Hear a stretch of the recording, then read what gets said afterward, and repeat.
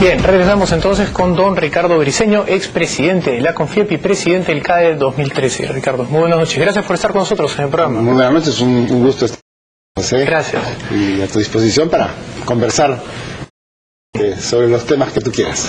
Recientemente, hace un par de días, hemos visto una noticia un poco preocupante.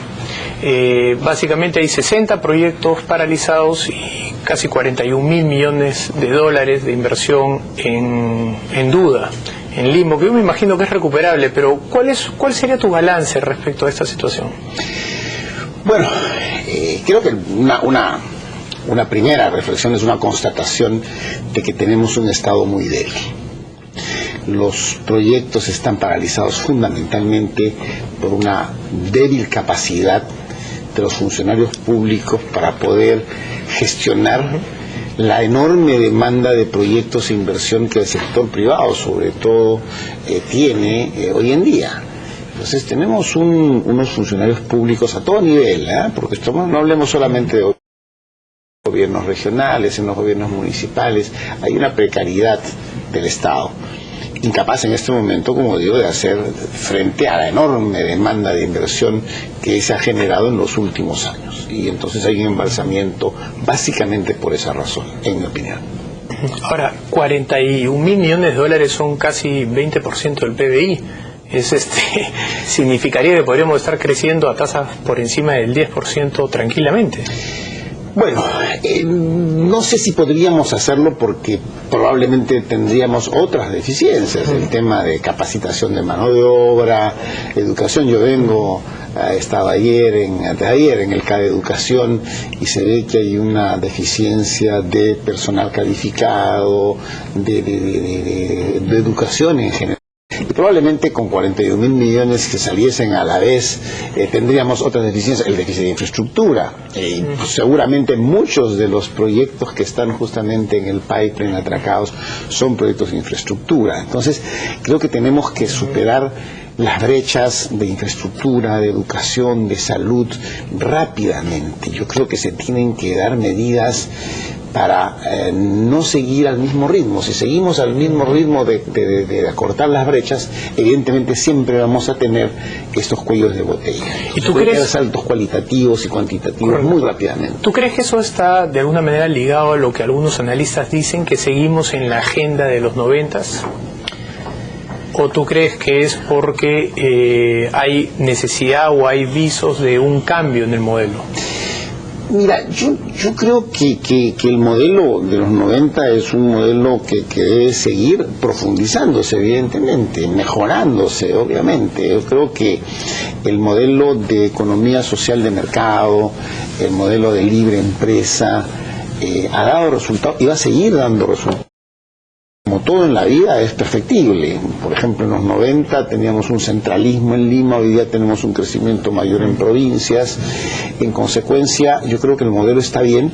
Y hoy día tenemos un gobierno también de un sesgo diferente, ¿no? O sea, tenemos un gobierno de centro izquierda que pone un foco en lo que ellos llaman y lo que se llama hoy en día en el Perú la inclusión social. Entonces creo que desde el lado del empresariado también tenemos que darnos cuenta que tenemos que poner más foco en el tema de la responsabilidad social, ¿no? Acompañando al gobierno justamente en estos logros.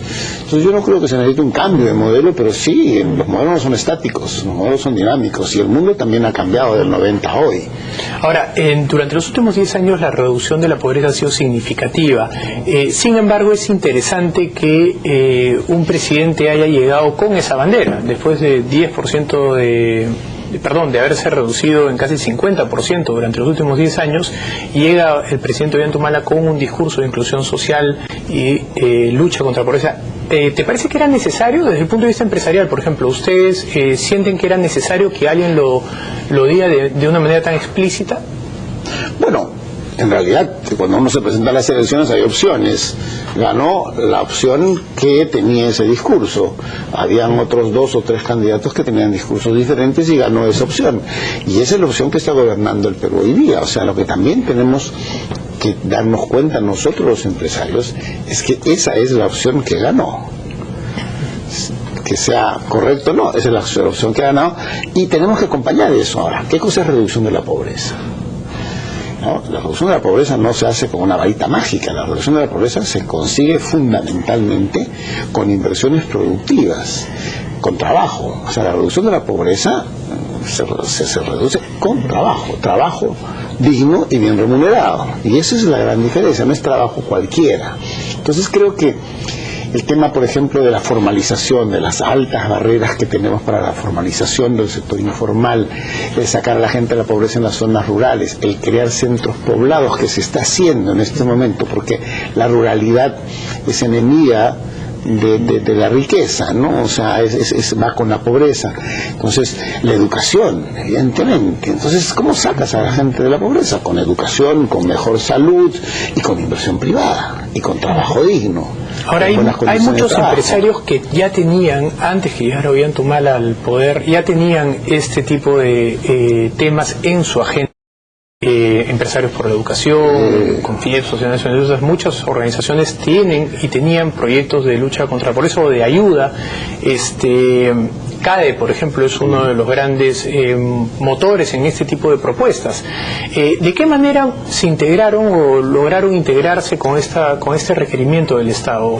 ¿Cuál fue el mecanismo a través del cual se acercaron al gobierno para tratar de empatar estas dos necesidades que tenían ambos sectores? Bueno, hay infinidad de proyectos de la Sociedad de Industrias. Hay proyectos, por ejemplo, el tema del aporte voluntario minero es un mecanismo para ayudar a la gente cercana a las comunidades mineras a salir de la pobreza en coordinación con las autoridades locales. Yo creo que aquí hay un tema que es fundamental. El Perú tiene que articularse, el Estado peruano tiene que articularse. Porque tenemos nosotros tres tipos de gobierno: el gobierno central, los gobiernos regionales, los gobiernos locales, y este famoso proceso de descentralización se ha hecho a trompicones.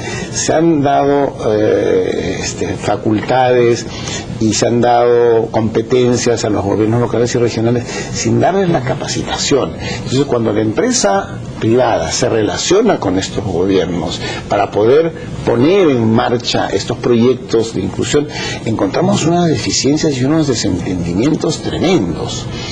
Y algo también que no se encuentra es justamente la presencia del gobierno central fuera de Lima, que debería estar presente para ser el articulador entre las empresas y los gobiernos subnacionales. Esa deficiencia es la que probablemente no ha permitido que esto pase de ser iniciativas peculiares a ser un proyecto nacional, porque creo que lo que tenemos que construir es un proyecto nacional de entendimiento entre el sector privado y los diferentes estamentos del Estado peruano para luchar contra la pobreza extrema, la desnutrición infantil, etcétera, y aglutinar pues todos estos proyectos aislados, ¿no? Vamos a hablar después sobre la agenda, que me parece muy importante que la menciones. Quería preguntarte antes de ir a la pausa, hay algunos analistas económicos que ya han apuntado a una desaceleración de la economía. Queríamos preguntarte si es que desde el punto de vista empresarial ya lo están sintiendo, cómo lo están sintiendo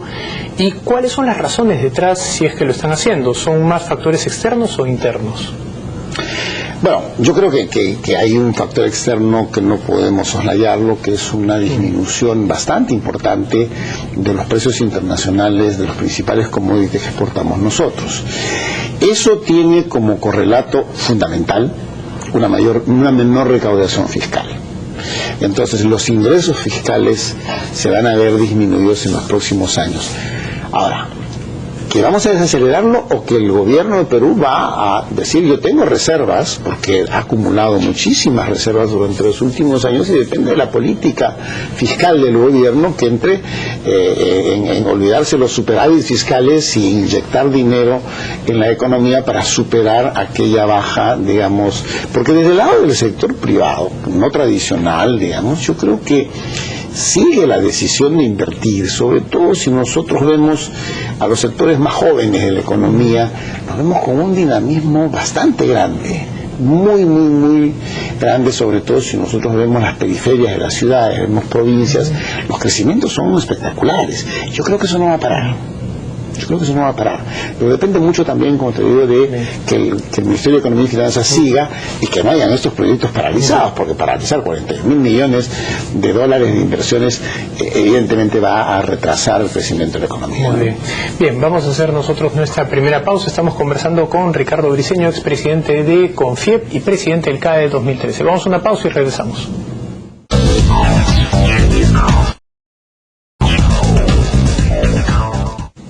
Bien, regresamos entonces con Ricardo Briceño, expresidente de la CONFIEP y presidente del CADE 2013. Ricardo, ¿cuál dirías tú es hoy día el tipo de relación existente entre el gobierno y los empresarios?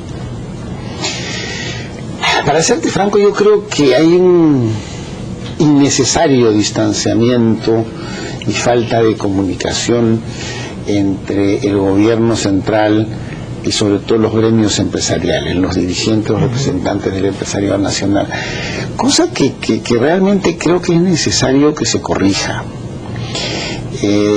porque de parte y de otra creo que ambos buscamos exactamente lo mismo, pero ha habido desde el inicio una mutua desconfianza, digamos, ¿no? O sea, el gobierno pensando que los empresarios vienen de otras canteras políticas y los empresarios pensando que el gobierno tiene una agenda que no es la agenda de la hoja de ruta, y creo que eso ha hecho que no haya un diálogo.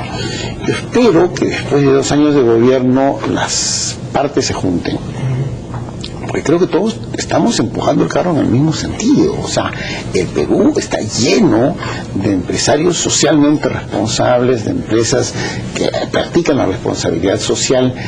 Creo que todos creemos firmemente que el país crece mientras haya gente menos pobre, mientras haya empleo digno, mientras haya gente educada, y el gobierno quiere lo mismo. O sea, la inclusión social es un tema que tiene una etiqueta nueva, pero que ha estado en la agenda de los empresarios desde siempre y que está en la agenda de los empresarios.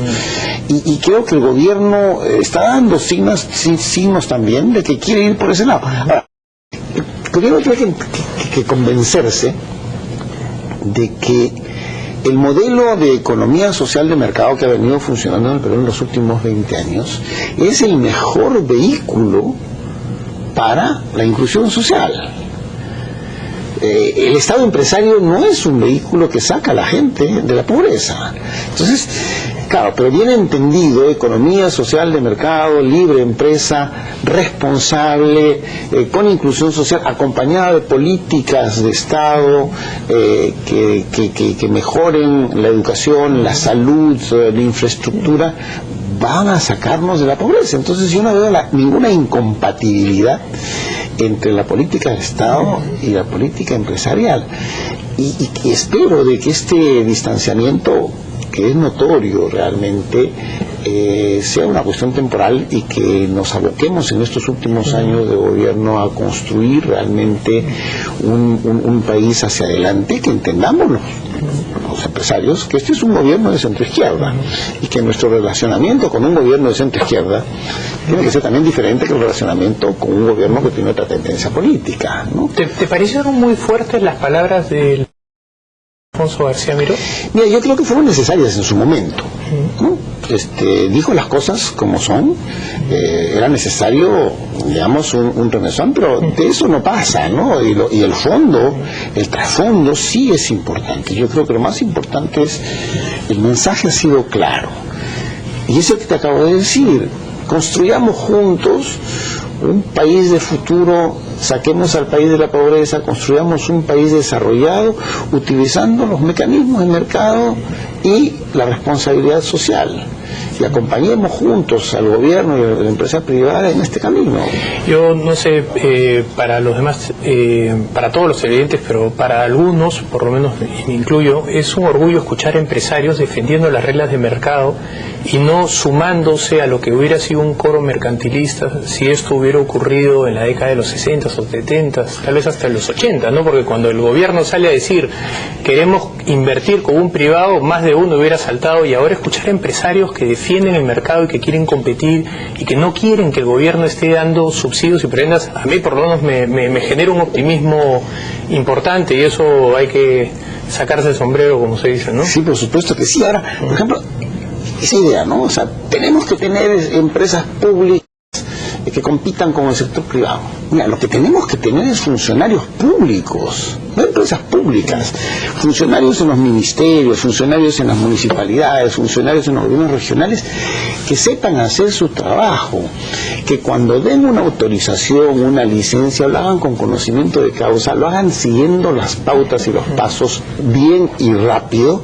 y que cuando las den, las defiendan. O sea, más que buenas empresas públicas, tenemos que tener buenos funcionarios públicos, y en ese sentido creo que tenemos todos que apoyar el gran debate que debe haber de la ley de servicio civil, que ha sido presentada por este gobierno en enero y que ha pasado totalmente desapercibida. El gobierno del presidente Humala en enero de este año ha presentado al Congreso la ley de servicio civil, que en mi opinión muy personal, pero también como presidente de CONFIEP lo planteé en la Comisión de Alto Nivel Anticorrupción, es la base de la reforma del Estado. No vamos a poder salir de la pobreza si no tenemos funcionarios públicos que asciendan por méritos. La precariedad del servicio civil en el Perú, en que entre un alcalde saca a todo el mundo, entre un presidente regional saca a todo el mundo, entre un ministro, acá se pide que cambien al ministro. No, el ministro el ministro es el político. Lo que debe funcionar es la estructura orgánica de las instituciones. Sería que los ministros duren los 5 años, ¿no? Porque la curva de aprendizaje de un ministro es por lo menos de 6 meses a un año perdidos. No sé. Lo ideal sería que el funcionario público que entra al nivel de auxiliar llegue a viceministro en los próximos 20 años. Y que haga carrera en el ministerio, que haga carrera en la municipalidad. El que tiene que ser permanente no es el político. Los políticos pueden cambiar, pero quien tiene que quedarse es el funcionario público técnico que sabe. Y debe ser evaluado por sus méritos, por su conocimiento, por su honestidad, por su compromiso con la institución. Eso es lo que nos falta en el Perú. Tenemos mucho gobierno y no tenemos Estado. Y tenemos que construir un Estado sólido y fuerte, sin empresas públicas. Ya estamos en la agenda y has mencionado un tema que es crítico, que es gestión estatal. ¿Cuáles serían para ti los 3, 4, 5 puntos adicionales, además de una mejora sustancial en la gestión? Bueno, creo que tenemos un entuerto que resolver, que es el tema de la descentralización. O sea, el Perú no puede continuar en ese es un tema que tiene que tomarse realmente muy en la mano. El otro tema es el tema de la seguridad social, perdón, de la seguridad ciudadana, disculpa. Un tema que tiene también que ser tomado por las más altas esferas del gobierno, porque es un tema transversal. Es un tema transversal que va por defensa, policía, fiscalía, poder judicial, por todo lado. Entonces es un tema que tenemos que resolver. El problema que resolver es la justicia en el Perú.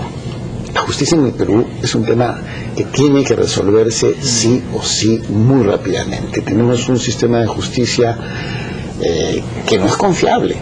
No es confiable para la gente y no que impacta en menor medida en los más necesitados, ¿no? Porque finalmente quienes tienen algo de recursos pueden de alguna manera bypassear el sistema o manejarse mejor dentro del sistema, pero los que no tienen ingresos, el sistema judicial peruano es realmente casi un enemigo, ¿no? Así es. No, lo primero es el tema de educación, ¿no? O sea, educación, seguridad ciudadana, salud, justicia, que son los roles del Estado. ¿Quién crees que debería de tratar de lograr que esta agenda se consensue? Porque hay evidentemente un país que todavía está polarizado, fragmentado, con diferentes visiones, y lo que no hay ni siquiera es un consenso en lo más básico a nivel económico, ¿no? En cuanto a estabilidad fiscal, monetaria. Hay personas que todavía tienen ideas un poco heterodoxas, por decirlo de una manera. ¿Cómo lograr este consenso? No, a quien le toca esto es a los políticos. Este es un problema eminentemente político. Cuando nosotros vemos la agenda parlamentaria, nos preguntamos, bueno, ¿por qué los peruanos vamos a votar cada 5 años? O sea, es para que se vean estos temas. O sea, como te digo, la ley de servicio civil está desde enero dando está ahí. Sin embargo, nos estamos ocupando de fiscalización de cosas que no tienen mucho sentido, nos eternizamos en el tema de fiscalización, la ley de la comida chatarra para los colegios, o sea, cosas que en realidad pueden ser importantes, pero lo fundamental, las grandes reformas, el Perú necesita que sean reformas de fondo, y eso lo tienen que hacer los políticos, y tiene que haber una, así como tú me pides una alianza del empresariado con el gobierno, yo creo que los políticos tienen que por alguna vez juntarse, dejar de un lado sus discrepancias ideológicas, que no creo que sean muchas, porque mucha ideología no hay, y decir, oye, juntémonos para hacer las verdaderas reformas que este país necesita para ser un país desarrollado en los próximos 15, 20 años. Parece increíble, pero en este requerimiento por una agenda nueva ya tenemos por lo menos 10 a 15 años, o sea, el problema es cuándo va a llegar, ¿no? Exactamente, no sé.